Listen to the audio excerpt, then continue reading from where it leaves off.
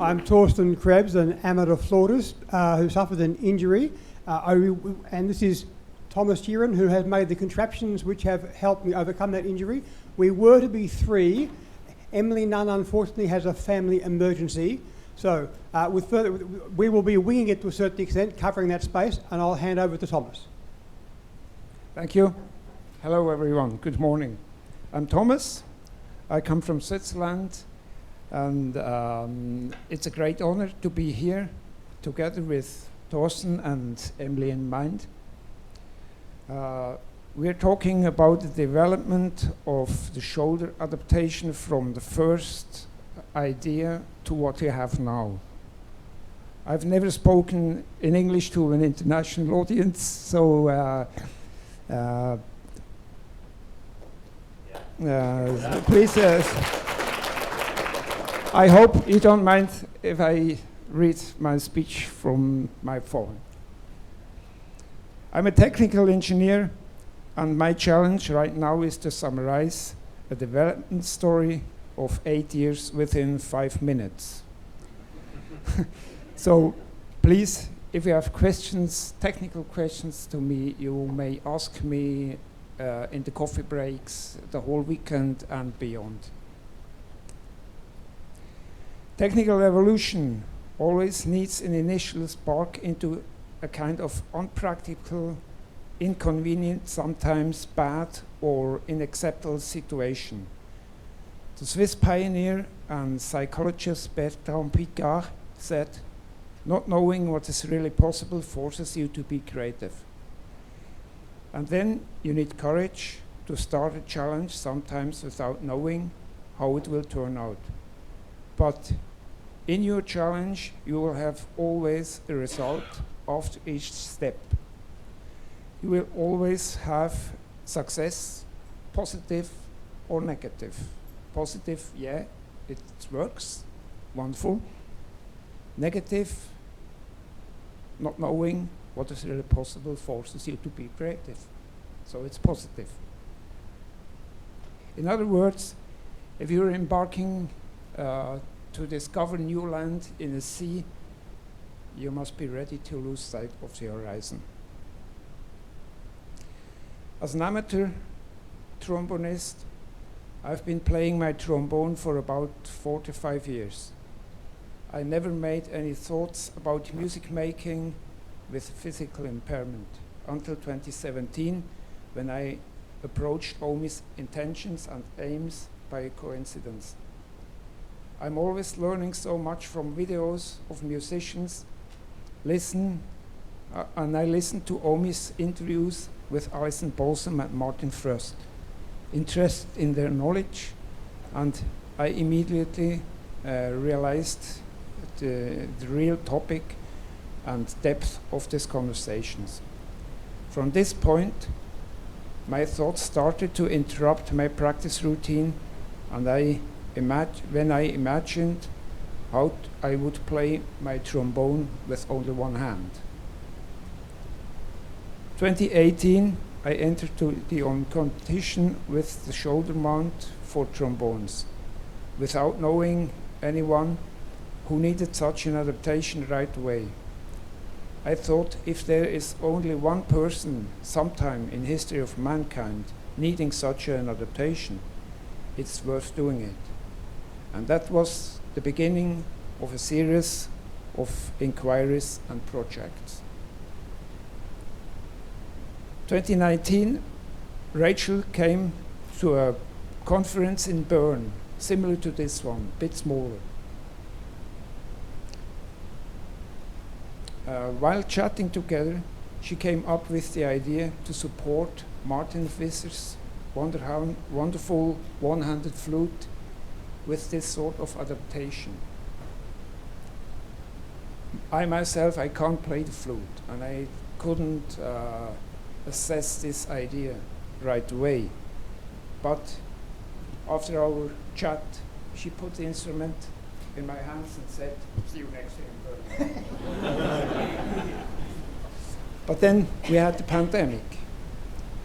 2020, the shoulder adaptation was selected as one of the projects of the Accessible Instruments Challenge aiming standardization. We didn't virtually find a solution right away. The crux of matter is the molded shell, which is always an individual copy of the body's shape. It's like a plaster cast. And exactly this shape is vital for a solid support. 2020, excuse me. 21, the combination was of the shoulder adaptation with the one-handed flute was awarded by Leomi Trust. During the pandemic, I got time to prepare the adaptation definitely as a do-it-yourself kit. And finally, 2022, I got two requirers, one from Thorsten and one from Emily Nans, to support a standard flute, which was a complete new idea for me. While Thorsten tested and evaluated a lot of single parts, I tried to design a complete new device to support the instrument on a ball joint at the balance point, which is an entry of this year's competition and which is already used by Emily and Thorsten. Emily uses it in combination with the shoulder mount. She molded herself according to the instruction, and Thorsten uses it with the strut. So many thanks to Thorsten and Emily for their precious support in this project, and thanks to you for your attention.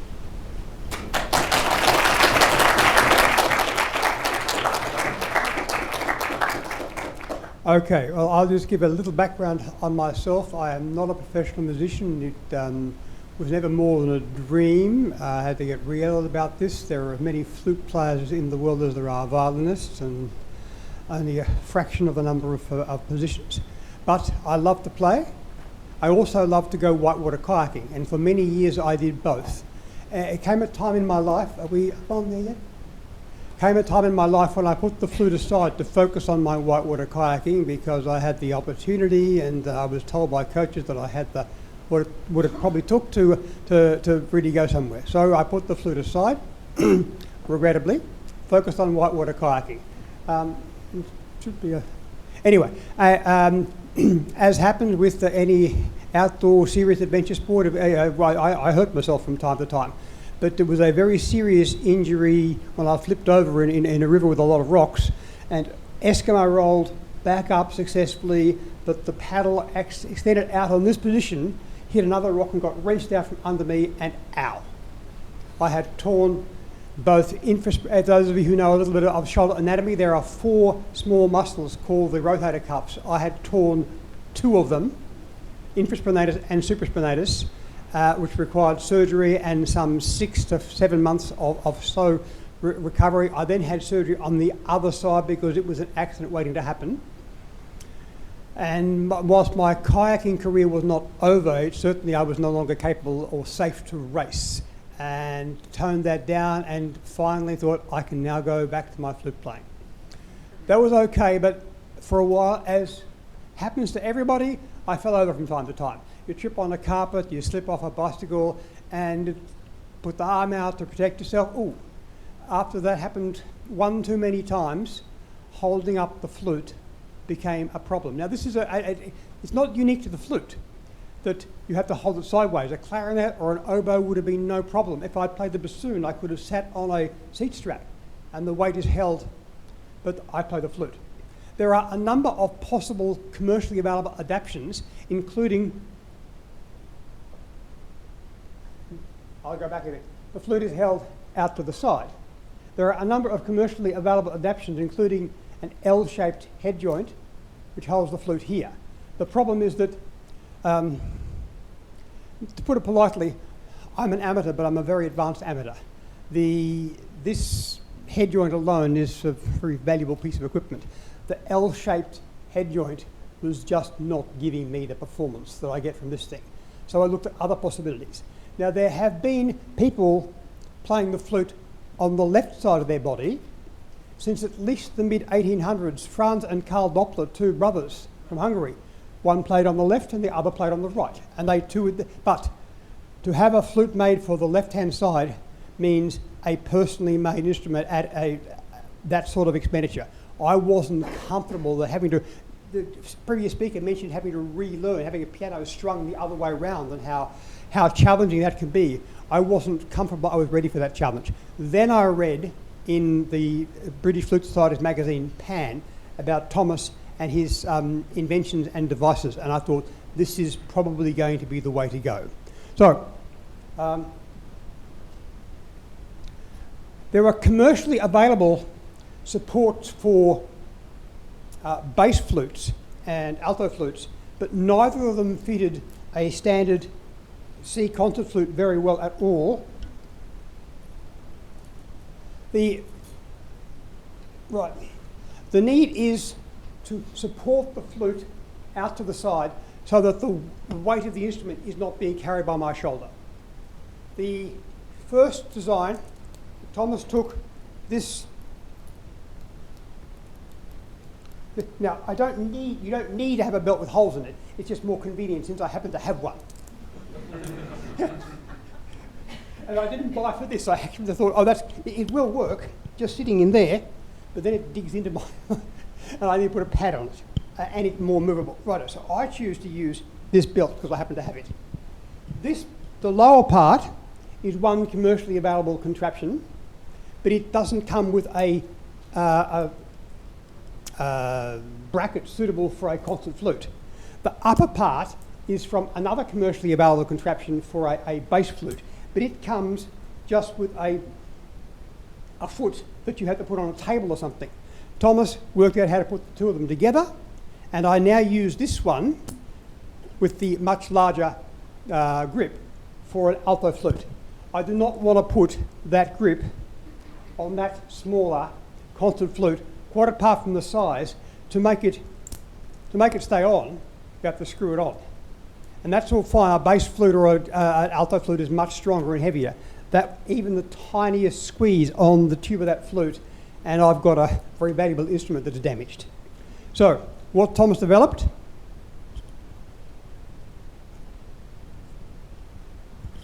was this excellent cradle. The flute sits in the cradle. It is adjustable along here because this flute has a B foot, it goes to here. A normal concert flute will stop there. Every manufacturer of flute is a different weight. Any flute that has some gold in it, gold is heavier than silver, which is heavier, I think, than nickel. So the weight of the head joint is going to vary. This being changeable along here with a simple grub screw is tremendous. So it goes on. The flute just sits in the cradle.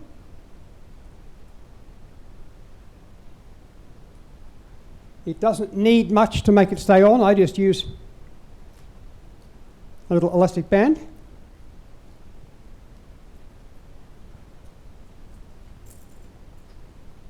It sits in there.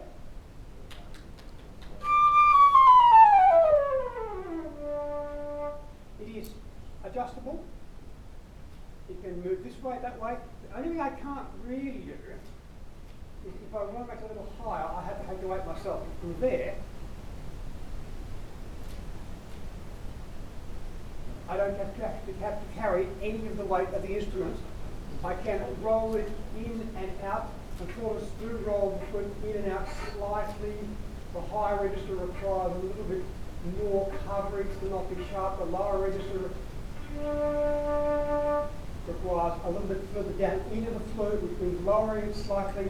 All those adjustments can be made. This is enough for me. But if I need to have a lot of practice, or if my injury were greater or other reasons, this is the shell that Thomas was talking about. Emily plays with that. Yeah. So Emily's needs are greater than mine. It works perfectly well, but it is more restrictive. This was not too bad, but to get it in place, I need to stuff around a little bit with it, moving it, and then adjusting it and getting it to there. Okay, that's good. Then I tighten it here, and it's great. I don't need to hold the flute at all, which is tremendous. And it will even, the weight of my arm can go on there. If that's tight enough, it won't push it down. That is a great advantage. But it has the disadvantage that it's nothing like as flexible.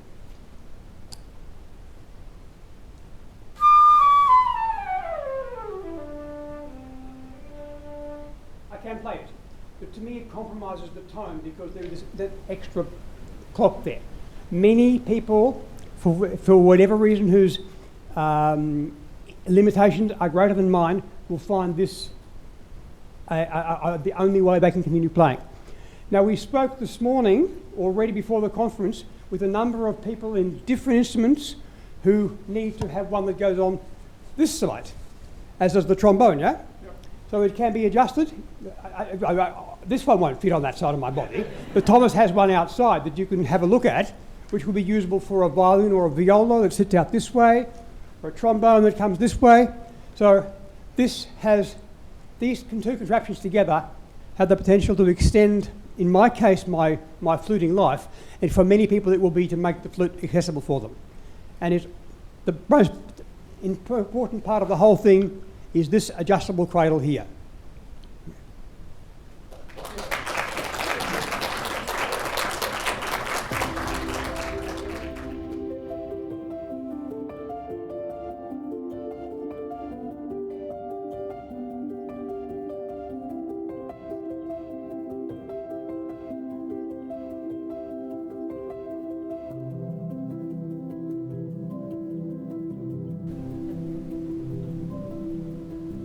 So we drew around these templates and we decided that the large we tried first, but it was actually quite a bit too big, so now we're trying the medium. Cool, so we've decided actually the medium works better. So Harry, do you want to pop it? With a bit of additional... Yeah.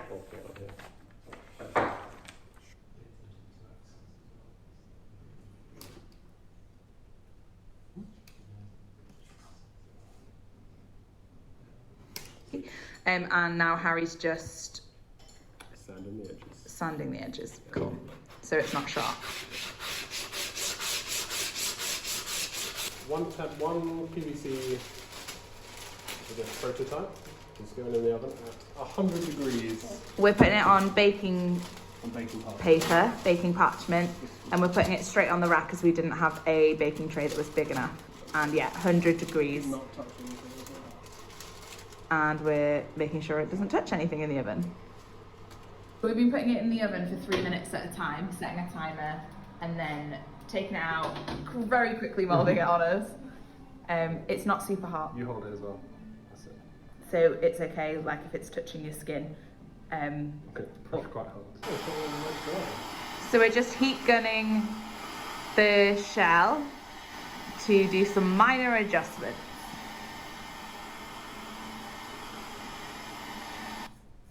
So we're just doing layer 2 at the moment, and then we'll do 3 and 4 as well. We're just cutting the fiberglass now with regular like craft or kitchen scissors. Yeah. And we've tried to be as economical as possible. So we have to do less cutting and save more fiberglass in case we need it in the future. Okay, so we've set up our mat, which we've just taped some bags together. We've got our resin already. We've got a stick of wood with some Tupperware to try and to basically rest it on. And then if it does stick to this at all, it'll be the tiniest bit and we'll be able to sand it off afterwards. So yeah, I think we're ready. And obviously Harry is wearing gloves too. Very sensitive. The resin. I know that if I fill it to a certain line, that is 300 ml. I think 300 ml will probably be enough for this, so I'm just going to pour it into this container up to 300 ml. Add the catalyst at 2%, which is 6 ml, so it's 3 syringe fuls, or 2 more syringe. And then I'm going to give it a good mix, and then we're going to paint that with the resin, layer with a layer of fiberglass, more resin, and fiberglass, more resin, fiberglass, more resin, cure. Done. Okay. And we'll leave it overnight. And we're doing it outside because it's very, very smelly. So we're doing it in a very well ventilated area. Yeah. And we don't want resin everywhere. Yeah, true. It's very messy. And we've got acetone ready to clear any bits up that we need. That's my 300ml line.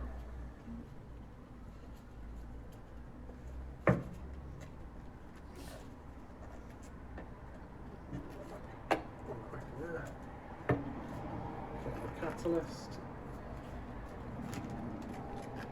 And how much of that? Doing 6ml. 6 ml. 2ml here. Mix it in. Another And we've 2. got some lolly sticks as well to do the mixing with. I guess it's a bit like papier mâché, but Yeah. with like more extreme materials. Yeah, it's engineering papier mâché.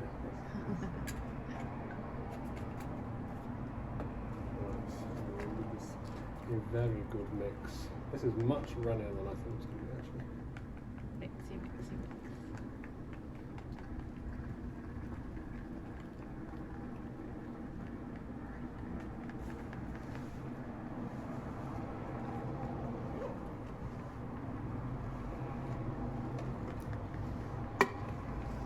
Just brushing this on my hand. Are you videoing this?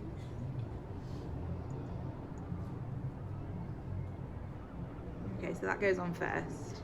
All over, both sides, or just one Just side? one side. We're just laminating the outside. Okay. We'll be wrapping it around. Oh yeah, of course. No, I'm trying not to get too much on the bottom. Yeah, you still need somewhere to hold it, I guess, as well. That's layer 1. We decided to do 3 layers just because Harry thinks that 3 will be enough. It's quite heavyweight fiberglass. So the one that we bought is quite thick fiberglass anyway. So yeah, 3 should be enough, as it's only going on my flute, and that is obviously a lot less heavy than a trombone.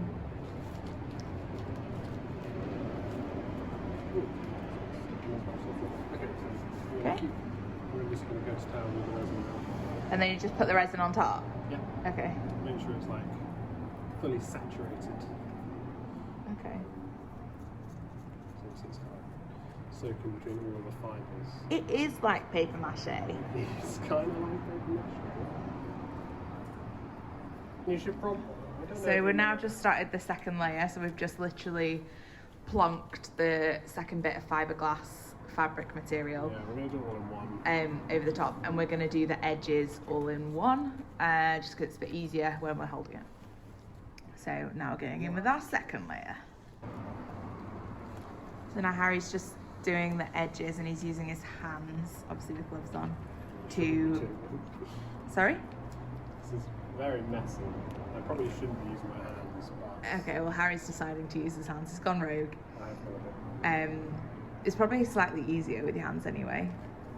It's quite difficult doing all of this with paintbrush. Yeah. So yeah, now we're just overlapping it over, and we're trying to make sure that there aren't any like big bubbles or like gaps.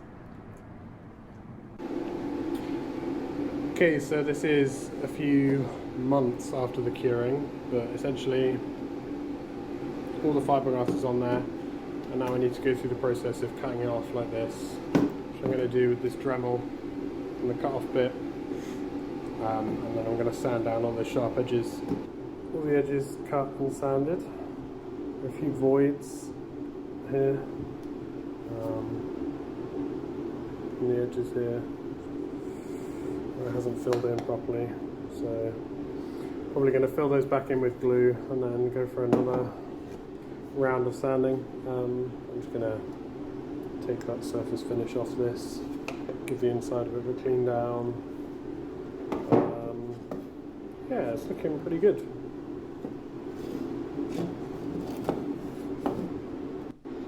Cool. Okay, here it is, sanded inside and out, all the edges finished. It's pretty smooth now.